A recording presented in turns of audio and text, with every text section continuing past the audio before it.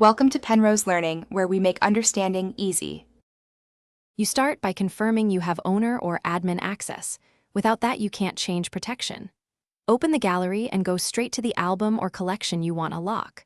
Once there, open Settings or Privacy. Many apps hide this under 3 dots or a gear icon. You need to decide on a strong password now. Mix letters, numbers, and symbols, and check any length or complexity rules the platform enforces. This prevents repeated resets later. Once done, enable the password protection toggle or switch labeled Private or Lock. You'll be asked to enter your chosen password twice. Do this carefully. Copy-paste can add spaces. Make sure you also set recovery options.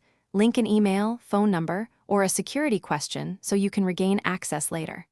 After you save, test the lock by logging out or opening the album in an incognito window.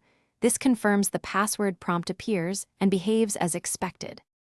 To finish, save the settings and immediately verify from another device or a different account so you confirm the lock works across environments. If you find you're locked out, don't panic. Use the recovery email or phone, or follow the platform's account recovery flow. Those steps exist to prevent permanent loss. Make sure you store the password securely in a password manager or encrypted note so you avoid resets. And remember one troubleshooting tip. Thanks for watching. If this was helpful, leave a like and consider subscribing. See you next time.